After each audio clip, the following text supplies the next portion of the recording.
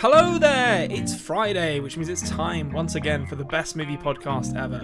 The only movie podcast to offer objective and hyperbole-free discussion of every movie in the known universe. I am your host, the podcaster with no name, Konrad, and with me as always, feel the rhythm, feel the rhyme, get on up, it's Batman time. It's Anthony James. Oh, Konrad, how are you? It's good to know you've spent the time we've had off coming up with that. That was amazing. Thank you. I have a terrible feeling that I've done cool runnings before, to be honest, because I'll give the listeners a peek behind the curtain here. I keep no record of what intros I've done, so I will end up repeating myself. Yeah, and it's going to be on.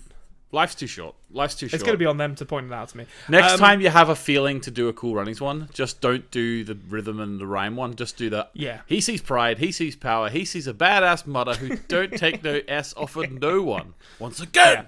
Yeah. I'll do the Sanka, you're dead man bit. Man. Yeah, so we are back. For those of you who didn't see the post on our YouTube channel, Culture Cave. Wait, hold on. What's the actual URL? www.youtube.com/Culture Cave? Yeah, no, I don't think we ever actually got a short one. I think we can apply to get a short one. Maybe we should do that. Fucking get on it, Google. Yeah, give us a short one. Whatever our URL is, we posted a comment on there basically saying that Anthony had a baby. Which on his own, which unfortunately interrupted our schedule a bit. So there was a couple of listeners really scared there when you went, which unfortunately. Can you imagine Anthony and the baby? Which unfortunately, that was a very. Imagine that as a way to lead into like any kind of announcement like that. Tragedy, we'll put it on the podcast. Let the people know. But yeah, so our schedule has been a bit disrupted. It's been Anthony is the owner of a new house. Then I got COVID, and then Anthony had a baby. But we're all back to normal-ish now. We are. We're thriving, Konrad. We're thriving. And I'm sure the listeners will join me in issuing massive congratulations to you and your good lady wife and the rest of your family. Thank you. Very, very happy. We have 3 boys now. 3 boys. Yep. You've done it. You've increased your chances of managing to kind of live vicariously through one of them as a professional sportsman by 33% with that birth. Yeah, I need to get him. Need to get him in the park. Get him on the pitch. Get pick one of them can do golf, one of them can do football, and one of them can do tennis, and you've got a good shot. Is there not more chance if you just like make them all do the same thing? Then? No, because they're competing with each other then. Because it'll be like local scouts. It'll be like Gary and Phil Neville. One of them's not going to be very good. Exactly. They'll end up at Everton or something. Who wants that? That'd be a humiliation. Right. Okay. That's enough preamble. I think it's safe to say. Welcome back to all you listeners. Thank you for putting up with our absences. We'll be back to normal now. And I say, it's been a while. And it's now time to talk about some gosh darn movies. What do you say? Let's do it. Movies. If you are joining us for the first time this week, first of all, welcome along. I never really think of the idea of us getting new listeners. I feel like we just kind of have our dedicated group of people who listen, and we just carry on trucking. But if you are new, welcome along. We're doing the Batman, the Batmen movies. Yeah. We're a few. Well, it actually is Batman at this point. Because what is it? Are we on to the 4th actor playing Batman? Technically 5th, because we've already done the Pattinson one as well. Yeah, that's true. We started with it. We've made a rod for our own back by doing that. To be honest, when we can't do it again at the end. No, it'll been enough time. They'll have forgotten. We'll do it again, or we'll just re-release the same episode actually, and save ourselves some time. So we've done the Tim Burton and the Joel Schumacher Batmans, and we are now into Christopher Nolan Batman territory. Greatest director of our time. Yeah, Anthony's a big fan. I like Christopher Nolan as well. I think I don't think he's the greatest director of our time, but I am a big fan. You're right. You've said it now. Taking the piss out of him as well as being a fan of him. It's out there in the ether. You can't take that back. That'll be clipped and applied to you in earnest. But I mean, I think it is probably fair to say Christopher Nolan was coming to this series of movies off of the back of Memento, Insomnia, and Following. I've not seen Insomnia or Following, so I don't know whether they're any good or not. Are they good? Well, Following is very much like a first feature film on zero budget. It's made in like a noir style. Okay. In order to make it, it's very affordable. You know what I mean? The way he's made it. It's an interesting story. I watched it quite a while ago, so I'd have to refresh my memory on all the main points. Insomnia is an interesting film about. Actually, I can't remember this, right? I can't remember if it is a noir or not. I don't know if it is, but it is like a. He does like a noir, Christopher Nolan. Yeah, it's a detective film. Okay, so it set probably is a noir. Set in Alaska, where there's 24 hours of sunlight, and the idea is that Al Pacino's trying to catch the bad guy. Also, Robin Williams is in it as well, and he's trying to catch the bad guy, but he can't really adjust to the fact that there's no nighttime. It's always light. Okay, yeah, it sounds very cerebral, which is often his go-to. But I mean, even having just seen Memento before this, in my position, I think a lot of people were pretty excited with Christopher Nolan coming to this series. He was an up and cut, even though he was pretty well established, to be honest, having made 3 feature films at this point. I think he was probably still seen as like a young up and coming director. Well, I think so, and he made plans in order to make this step, because he made Insomnia in order to sort of take the reins of a big budget film, because that's like the only one that I think, correct me if I'm wrong, listeners, but I think that's the only one of his films that he's not credited as writing. He literally just came in to direct that film, in order to sort of build up his big budget kudos before going on to Batman. That's interesting, yeah, because he definitely like tends to write his own movies, for better or for worse. Normally for worse, if I'm being honest. Although this isn't the case for one of those.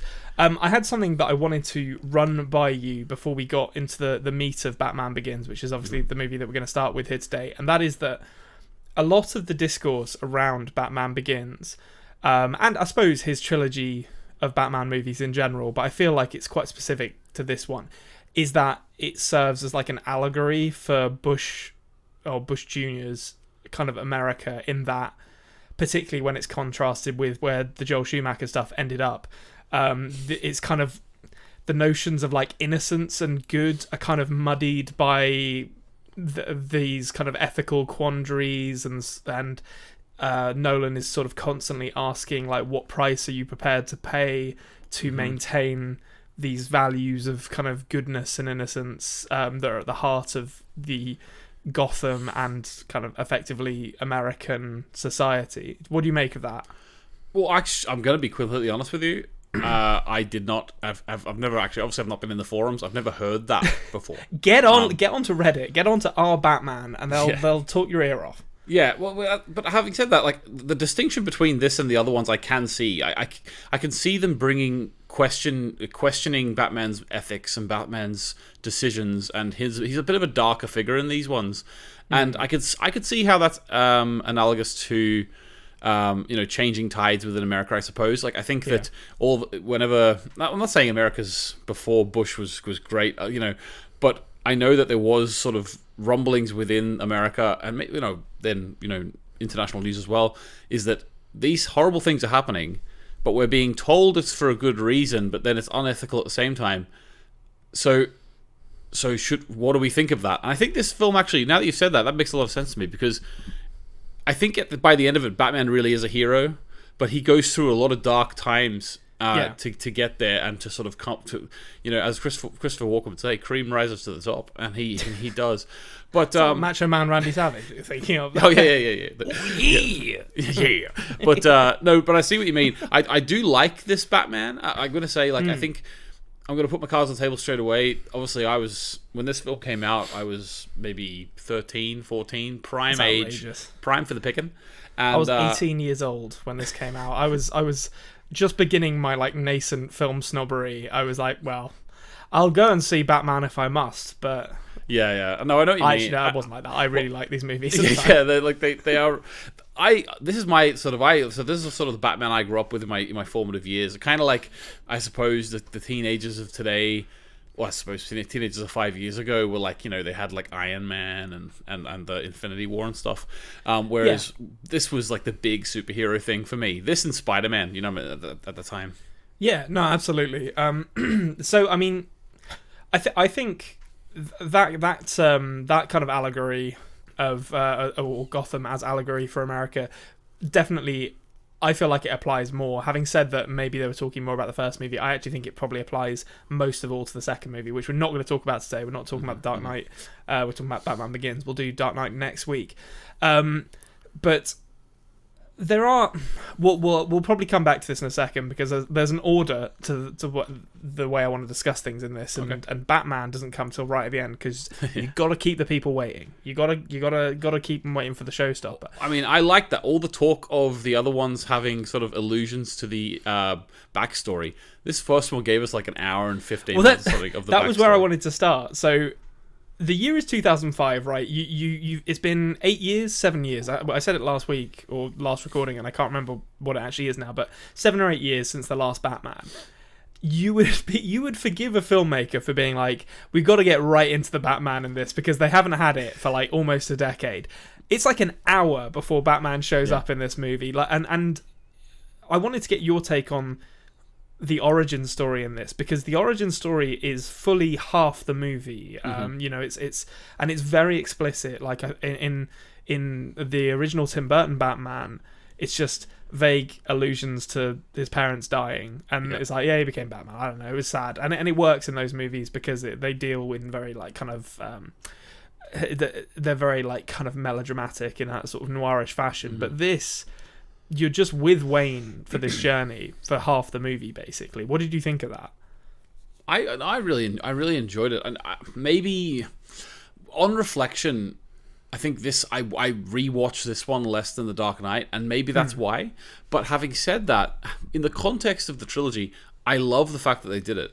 But not even just for the context of the trilogy, I think the storyline with Ra's al Ghul in this one really, really works well when with the idea of like him being a troubled, like the ethical questions coming up. You know, like you were talking about before, where, like, you know, Ra's al Ghul and him sort of choosing two different paths, and I think the effort put into their relationship at the start, as well as the you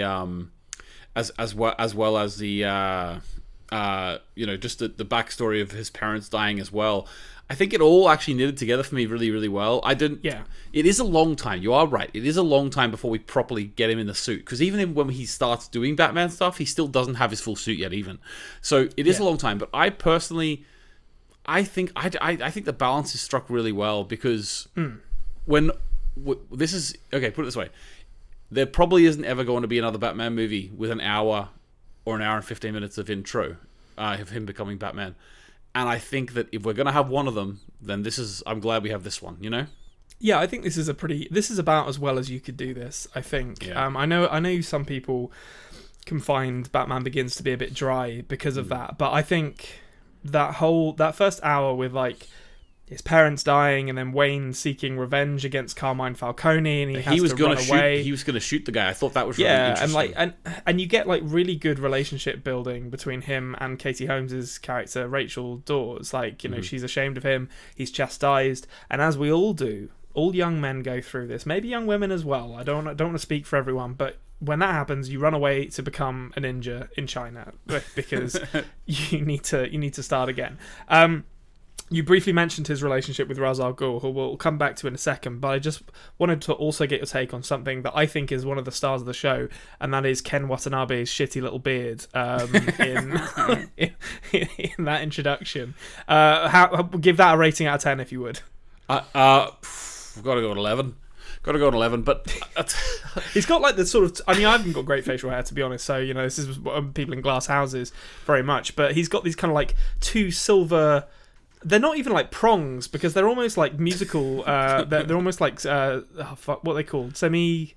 No, hold on, I can't remember my musical notation now. Is it quavers or semi-quavers? You got me, I never did the theory. Well, we'll call them quavers, and we'll be corrected when someone writes in crotches. Quavers, one of those. Well, quavers are a type of crisp, I think. yeah, they are. They are that as well. Okay, so Ken Watanabe's shitty beard, 11 out of 10. You heard that here first. Another aspect of the non-linear opening to this, because it does jump around a bit within itself, is when they want to go back to Bruce as a young adult, like a kind of 18, 19-year-old, all they do is give Christian Bale a rubbish fringe. He just looks the same. How did you find that? Because I love that. It's like, we're going to take this man who's in his mid-30s and just give him a rubbish fringe and be like, he's 19 now. Yeah, okay, I'll give you that. Like, not quite as bad as Bartos's little beard in Dark. Oh, that's the gold standard of just like desperately trying to make someone look a different age. Yeah, but like, it's not convincing because what I think he's meant to be like really early 20s. I don't know. I've mentioned it many times before, but in a world where Tom Welling played a 14-year-old at 28 years old, I think I can let it slip. Yeah, that is true. I mean, by that standard, around the same time it started too. So Christian Bale was playing like 5 years younger than himself with a weird fringe. Other places in Hollywood, they were committing far more egregious crimes. yeah, that's a good point. That's a good point. That's asked and answered, as far as I'm concerned. You, Anthony, have made a point in previous films pointing out that the Wayne family is often implicated in or associated with some kind of failed project. Yes. That has contributed to the poverty of Gotham, and we get another one of those in this with that bloody, like, it's very much like that that Simpsons episode. They bought in hook, line and sinker to the monorail salesman when he came into town. And they got left with a white elephant. Quite ironic, considering we're recording this on the day that the new Elizabeth line in London opened, and then they had to like evacuate it within 2 hours because of a fire. Does that mean we're going to get a Batman in 20 years in London? Hopefully. Oh, they filmed the newest one in bits of Glasgow, actually, so that's about as close as we can get, I think. Although bits of this might have been filmed in England or in the UK, because there's a lot of British actors in the British and Irish actors. I think that Chris Nolan does film a lot of stuff in England. It does, Pinewood maybe. I think that does actually ring a bell. But yeah, the monorail got him bad. I think it's funny, like, because in like, the Rob Pattinson one we talked about, like, it was a huge sort of like funding project. It was a far-reaching community thing, and in this one, it's just like, we tried to do a train. We tried to do a train, didn't work, and that's all you need. Put a monorail at the bit that runs through the heart of the city, and it just doesn't work, I guess. So building on from that, then, so Gotham's in a bad state when we catch up with it, or it was in a bad state during the origin story, and then when we get back to Gotham in sort of present day a few years later, it's an even worse state. And the League of Shadows, this group of ninjas that Bruce Wayne goes off to join, initially it's like, we're just ninjas, whatever, and it's like, that's cool, that's a good origin story. And then they start talking about how they're a sort of like great equalizer whose job is to go into kind of corrupt, rotting empires and rip out the heart via destroying their biggest cities. And Ken Watanabe and later Liam Neeson's character Ra's al Ghul, when he's revealed to still be alive, talk about doing it to Rome and Constantinople. Now, unbelievable. So, okay, first off, I know that Gotham is depicted deliberately as being poor, and this is as a result of their like kind of economic warfare. But is Gotham the heart of the American empire? Like, not Metropolis, or I think New York exists in the DC universe. It just doesn't. Gotham never felt like the sort of the beating heart of modern America to me. Well, yeah, that's a good point, because Gotham, I would imagine, I don't know why Bruce Wayne still lives there, but most rich people wouldn't actually live in Gotham, you know what I mean? Like, that's just where they like extract their money from. So I don't. It's like a tax haven for people who were like have moved out of state. So why don't they first of all go and attack where the rich people actually live, or the city that's actually thriving? Yeah, because like, are they insinuating? Like, Gotham's on its way down here already. Like, are they insinuating that they went into Rome and Constantinople whenever they were already flagging? Or is it... So, I mean, Liam Neeson later in this, or Ra's al Ghul, I should say, as his character's called, does say later in this that they've tried... It's basically a throwaway line. It's like, with Gotham, we tried a new tactic, economics or whatever. Yes. So I think the implication is that the economic downturn is them. But you are right in that, like, it's hard enough just literally burning a city down, which is what it's implied they did to Rome and Constantinople. But to just be like, we're going to fuck up the stock market in Gotham, I guess, and hope that makes the city eat itself. I I don't know if it's a good plan, to be honest. It was actually them that ruined the monorail, and then they had the gall to actually use the monorail to try and destroy the city. Yeah, and it's a wild plan, to be honest. We'll come back to that plan in a second, because there's some things about it that I simply don't understand. That thingamajig, I don't know how it works. But it starts. It kind of reminds me of the thingamajig in Tenet as well. Yes, yeah. What do you mean, the turnstile, or do you mean? No. That's not, I understand how the turnstile works, but it's not fully consistent. But no, the the thingamajig that they're trying to put all the 8 pieces or whatever they are. Oh back, yeah. Okay, yeah. I can't remember. It'll just end the world. Yeah, it just destroys time. I mean, at least this one's like a big bomb. The other one, is just like things that will destroy time. Yeah, it's best not to dwell on Tenet, I find.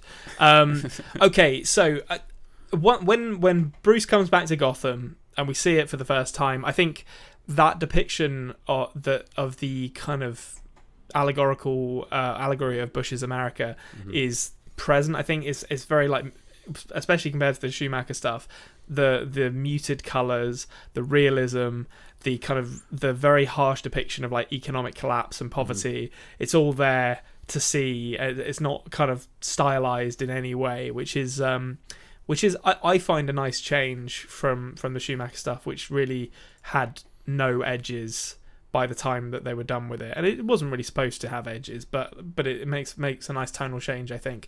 And Bruce himself was obviously a victim of a crime of desperation, which is more than we ever get for like Joker's. Like, I don't think they even explain what Joker's motivation was for killing his parents in those original movies. It seemed like it was just, he's just a thug. Yeah, maybe he's a thug. Yeah. Conrad, I'll answer this question. Did you catch whenever Batman was like turning into Batman or whatever for the first time, and he like was talking to a little child on a balcony? Did you catch who that little child was? Well, I've got that in supporting cast. Bloody Jack Gleason turns up for a moment in this. Oh, he actually turns up twice, I think, because he's in it again towards the end. That almost guarantees to me. He's Joffrey from Game of Thrones, if anyone doesn't know. He's like 11 years old in this. That almost guarantees me that they did film this in London, because why on earth would they get an Irish child to go to America Fly him out. Put on an American accent for this tiny role? Yeah, especially, like, well, it's probably, I imagine Liam Neeson is friends with, like, Jack Gleason's related to Brendan Gleeson, right? He must be his, like, grandson or something. I don't know. I don't think he is, but he might be. But I don't think he is. I assume that either Cillian Murphy or Liam Neeson brought him over, and I was like, I've got an Irish lad, you're gonna love him. I was down the local community theatre, and I found a boy. Yeah, he's wonderful. He's retired now. He's retired. He is. Yeah, he's finishing his degree or whatever it was he was doing, and then going to do other things. Which, yeah, more power to him.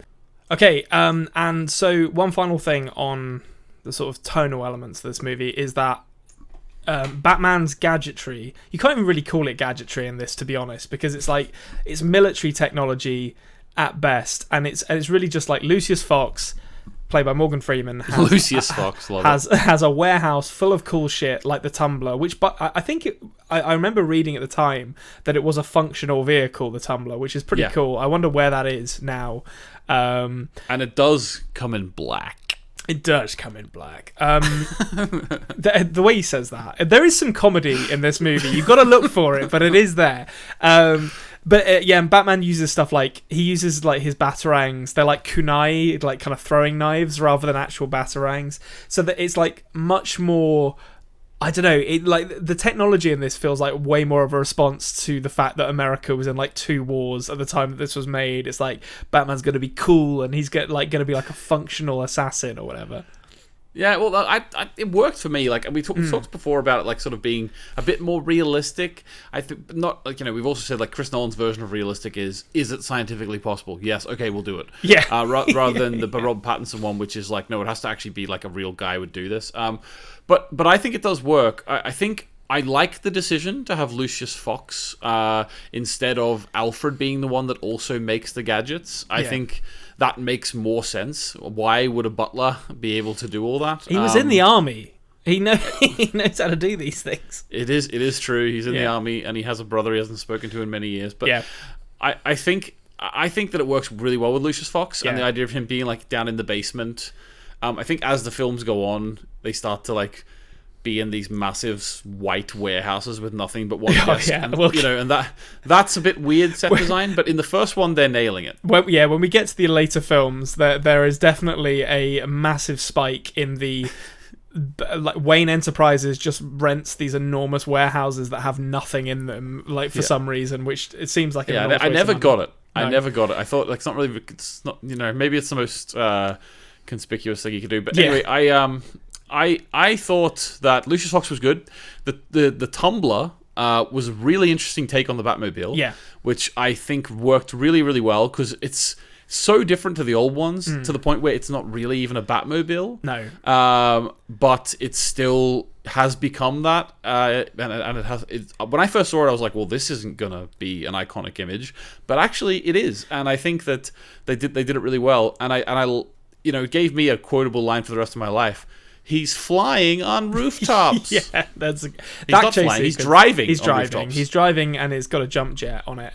Which I mean, say what you will about the kind of the way that the design of the Tumbler kind of pinched compared to previous Batmobiles, but they did get that kind of single exhaust engine or like in for all somehow. the use it is. Yeah, well, it uses it literally once to just get over some roofs, which is a very specific use case for that. I have to imagine it couldn't have seen that much use in the army.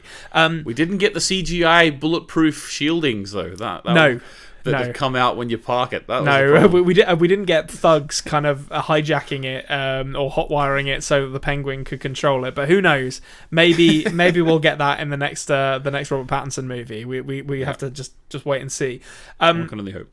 But yeah, so talking about Lucius Fox, I think that leads us quite naturally into talking about Batman, who doesn't really debut in this movie. You could argue when it is, because there's a scene where he kind of interrogates Gordon with a stapler, where he's not painted really everything black yet. Yeah, he's not really Batman. He's Bruce Wayne in a balaclava with some belts on him. So the real debut of the character, I think, is the dockyard scene, which is when you compare that. I don't want to keep going back to the Schumacher movies, but when you compare that as a debut to Batman to, like, let's say the beginning of Batman and Robin, it could not be more different. It's like he's like a ghost. He's like striking from the shadows. There's that moment where the guy is like firing wildly and then just shouts, "Where are you?" and it just does the camera pan to the left and he just says "here" and then and it's just so fucking cool as a debut for Batman. You're right. Like, it's funny that you compare it to the Joel Schumacher one because I think you're thinking of when Batman was just like walking around, Yeah. But in actual fact, in that film, Batman is debuted in that film with like his belt and his butt and everything on show at the very beginning. Yeah, that is very true. beginning. Yeah, so that's the huge difference in my mind when you said that. It's like one, he's actually beating people up, and the other one, we're just looking at his butt. Did we need Batman arse shots in this movie though?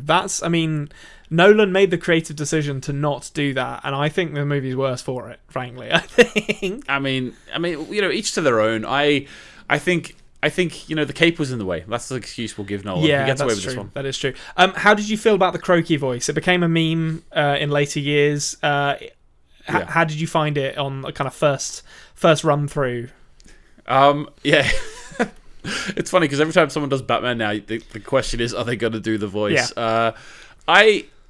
I think that I think it's iconic. I think that if it's memed, like we make, if you truly love something, you can make fun of it, and I like it. I do like it. Yeah. As you just mentioned, that moment where he goes, "Here." Yeah. I think that wouldn't have been as cool, that moment, without that voice. Absolutely. I think it does get croakier as the series goes on, to the point where in The Dark Knight Rises, subtitles. You're like, have a Strepsil. Come on. Like, this has got to be destroying your vocal cords, Bruce. But in this one, I think it's pitched perfectly. And, it's also... It sounds a bit ridiculous, but it is also functional because it's changing the sound of his voice so that people can't identify who he is. Which he immediately undoes with pretty much all the major characters in his life by essentially telling them that he's Batman by the end of this movie. Well, it's all right because what do you call it? Yeah, she won't last long. Yeah. She's don't worry. She has a different face in the next one. Yeah, that's true as well. Poor old Katie Holmes. I never actually read about why Katie Holmes didn't come back for the. So the Katie Holmes didn't come back because she chose to be in a different film, which I forget what it was, but I can very quickly find out for you. Okay. Because it wasn't as big as The Dark Knight, I'll tell you that much now. She thought it was going to be bigger. That's the thing. So let's see. Batman... what year was this again? 2005? This is... yes, the Batman Begins with 2005. Dark Knight's 2008, I think. Yeah, okay. So Batman Begins, yes. Which one was she in? Actually, looking at these, I can't actually tell which one it was. Unless it was Jack and Jill. I don't think it was Jack and Jill. Well, for want of better evidence, let's say it was Jack and Jill, and she was very poorly informed by her agent, and was told that Adam Sandler vehicle was going to rocket her to superstardom. Yeah, you know what's funny about that? I know that there is a film she chose to do instead. And when I first heard that news, they told me the news article or whatever told me the film, and I remember thinking, oh my god, that film was really bad, and I knew the film. But now all the films I'm looking at in her IMDb, I have no idea what any of them are. Yeah, so well, that sounds, I don't know. Yeah, that sounds. And it doesn't sound like I would have known what any of these are ever. Well, I don't know what's going on, Conrad. Maybe you just heard it and was like, "Well, I've never heard of that movie, so I'm assuming it's bad." Which maybe that's the thing. For Katie Holmes movies is normally a safe bet. So we get just to finish off this dockyard sequence, then to go to something else I wanted to talk about with Batman. We get the in-universe justification for the bat signal. Every Batman movie has to have it. This one, it's Carmine Falcone. Kind of draped over a searchlight with his jacket in tatters that makes us something that looks like a bat signal. And that's as much as we need to justify them making an actual bat signal in this one. Carmine Falcone, just want to say before you move on, I think it's obviously they have to have it somewhere. But Carmine Falcone, I can't get past the fact that he's played by the guy who almost got a rat through his stomach from Too Fast, Too Furious. Yep. I've never been able to get past that. No, he's. I mean, we might as well talk about this now. I think because the villains in this movie are like a stable of mid-carders in wrestling parlance. It's like, do you remember when the corporation broke up in WWE and the Union was formed, and it was Mick Foley, Big Show, Ken Shamrock, and Test? It was like, who the fuck am I supposed to care about in this group? That's kind of what the villains in this movie are like. You've got Tom Wilkinson playing Carmine Falcone, and he is a good actor, but I don't buy him as an like. Yeah, I got it wrong. It's actually not Carmine Falcone who's the guy who got his rat through it. It's his heavy flass.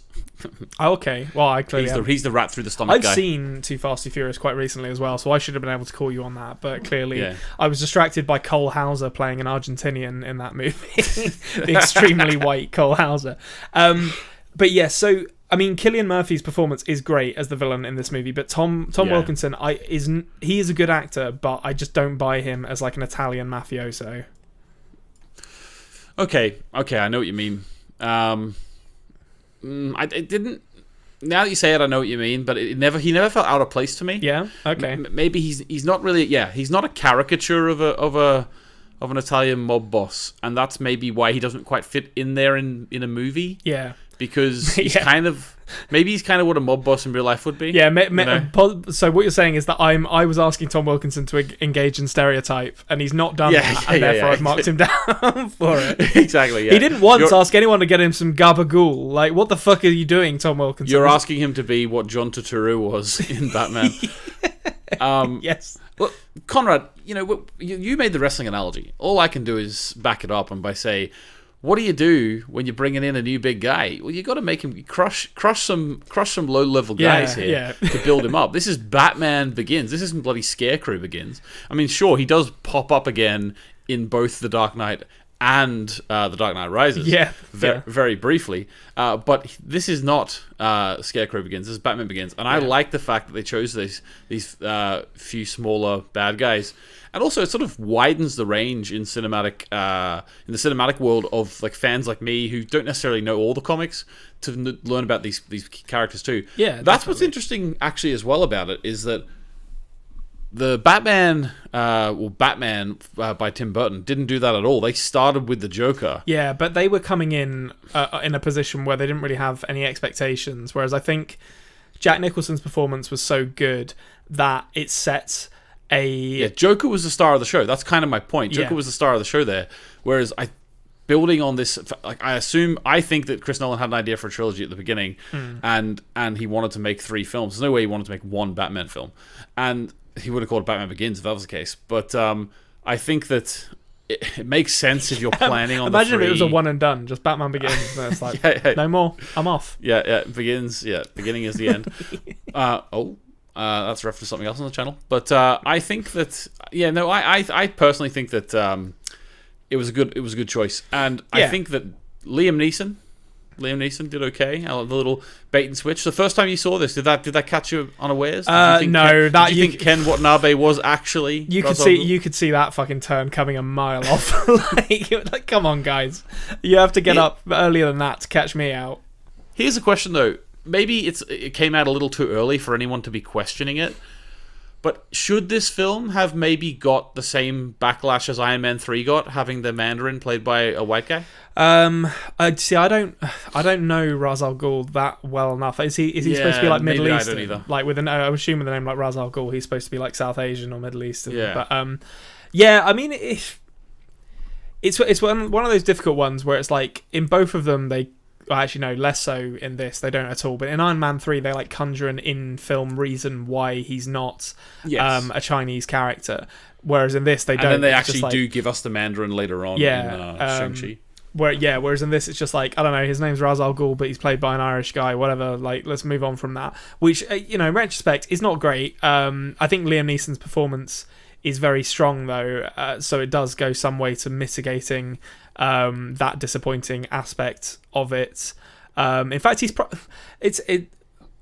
he the best villain in this movie? Cillian Murphy does such a good job with not very much. So I'm kind of in two minds as to which one I prefer. But I think Cillian Murphy's more memorable as well, just because he's got the mask. Yeah. Whereas, like the moment that Liam Neeson, like the big moment for me, his biggest moment as a character in the film for me, is when Wayne Manor's on fire and he says, you burnt my house down and you left me for dead. Consider us even. Yeah. I think that moment is his big moment of the film. Yeah.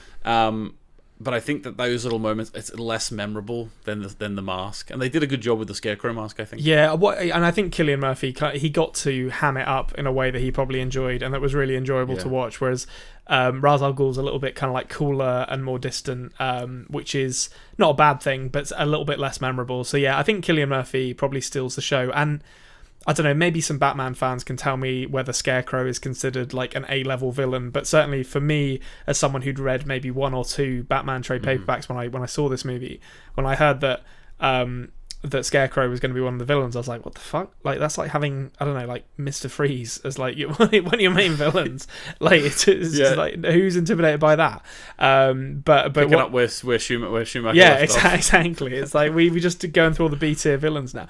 But I mean, what he did with it, I thought was excellent. Like, and he really elevates it. And it does give us that moment, a moment that is part of a rich tradition in cinema, which is that when Scarecrow uses the gas on Batman for the first time and he like falls off the building falls off the roof of Arkham, I think is where they're supposed to be, and Batman uses a car to cushion his fall, which happens in so many movies now, and it's like, that doesn't work. I know there's lots of cars things are so soft, Conrad. They're soft things. I know there's lots of things in movies that don't work in real life, but that one is one that really annoys me. So it's like, have you ever fallen on a car before? Like, you would break every bone in your body doing that. Well, the thing is as well, this trope of falling on cars began back when cars were made out of solid metal. Yeah, like the cars these days, at least if they came up with the idea now, at least cars are made to crumple now. Yeah. Like cars back then were just like meant to. They'll give you absolutely nothing.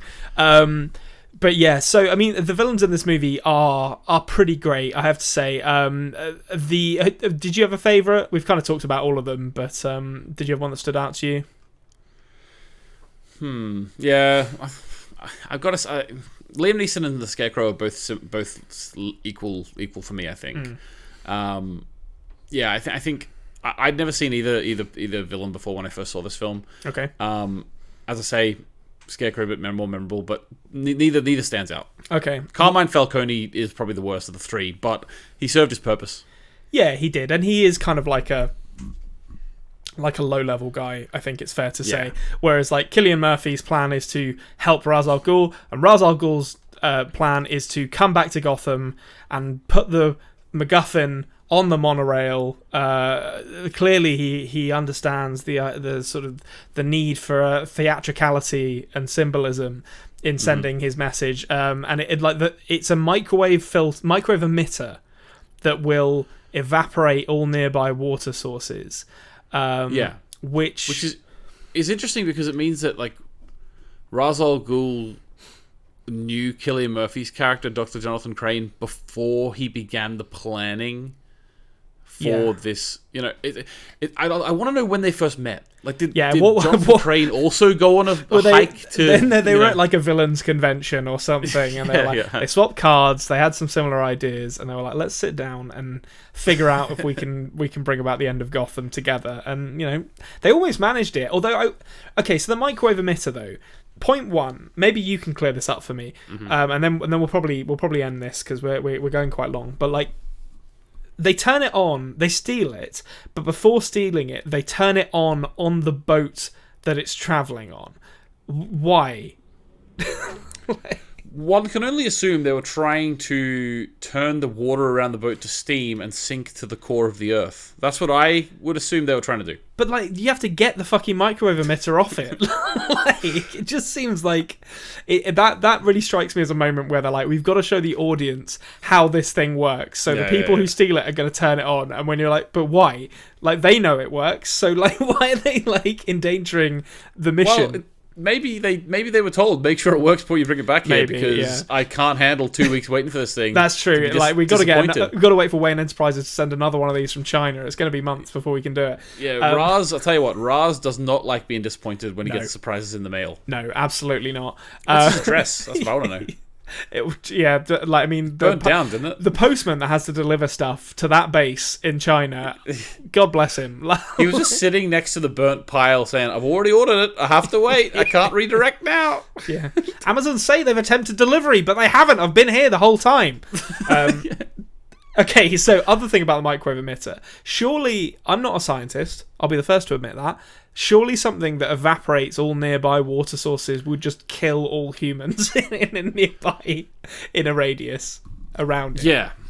I mean, that is an interesting point. And you know, to I don't that actually end, remember seeing any humans popping in this movie. So how did they get around that? Did they ever explain? No, it's on right next to Batman and Ra's al Ghul. Well, they're fighting on the monorail. Like, they're literally fighting around it, and it's like, I wonder why that is. What? Yeah, like it's a microwave emitter. Are you saying if humans went in a microwave, nothing would happen? Like, I mean, I don't know. I don't want to try it, but I feel like there's probably, in fact, there's definitely some videos on the internet of like monsters putting small animals in microwaves. And there's a moment in the horror movie Urban Legend where a dog is put in a microwave and it doesn't end well for the dog. So I know that like there is warnings on the boxes of microwaves when you buy them now saying don't put animals in, and I can only imagine why that's there. Yeah, someone did it. Some idiot. Yeah. So I don't understand why it doesn't just kill people, which I guess it's mission accomplished at that point, but it seems like a very roundabout way of killing people, to be honest. Like, it'd be a lot easier to just like shoot them, I think. But the thing is, as well, like this is the thing, right? They stole this machine from, like, which was worth billions and billions and billions from Wayne Enterprises. There's only a couple in the world, maybe even only one. Who knows? Yeah. Why didn't they steal a nuclear weapon and just drop it on Gotham? Yeah.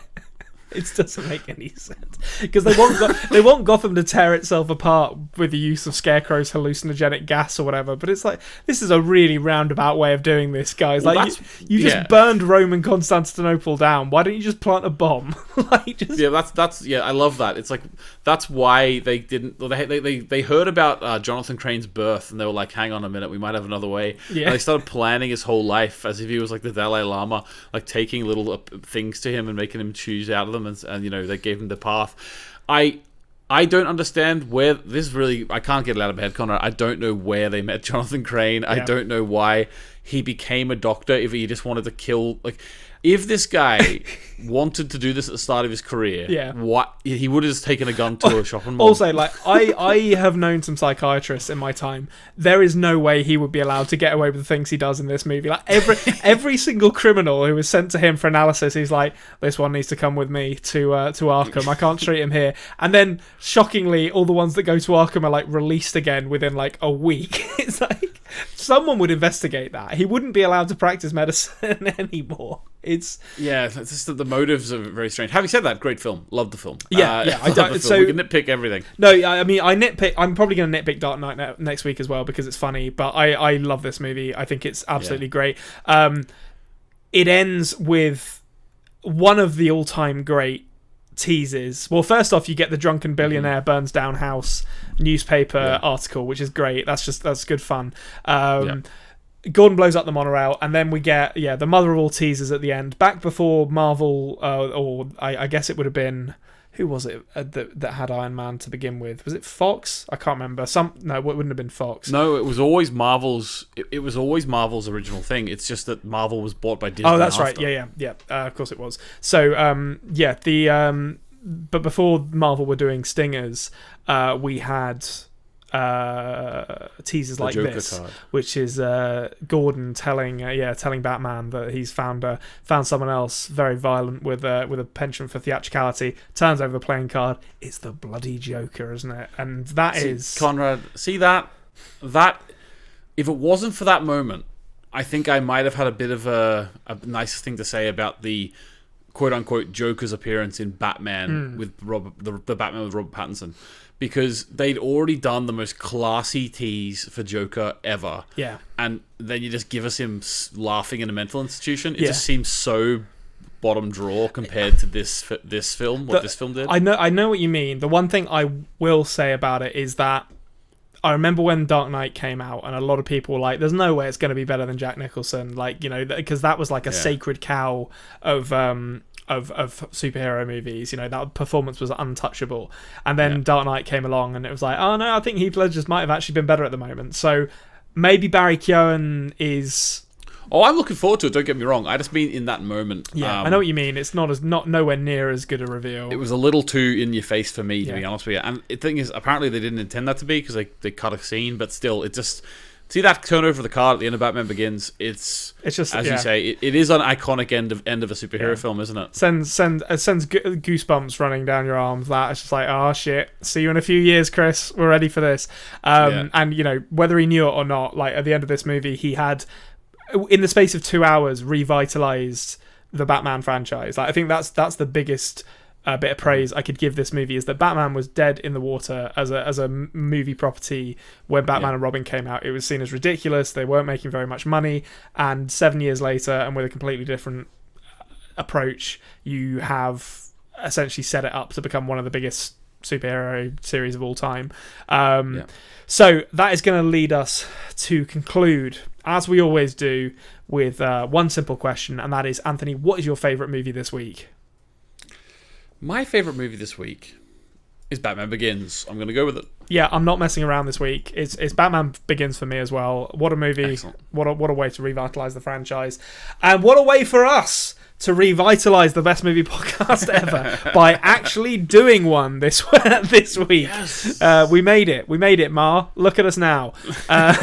We will see you again next week for the Dark Knight. But before that, thank you to Nancy Wyatt and Jared Iscariot for the use of our theme song. You can check out links to their stuff down in the description below. And thank you to you for your patience and for joining us this time round. Please consider subscribing if you're not already. We're Culture Cave on YouTube. We're the best movie podcast ever on podcasting apps. Get involved in the comments. Let us know what you thought about Batman Begins. Have you watched it recently? What do you think about the villains? What do you think about Ken Watanabe's shitty beard? And we will see you same time, same place next week. Bye.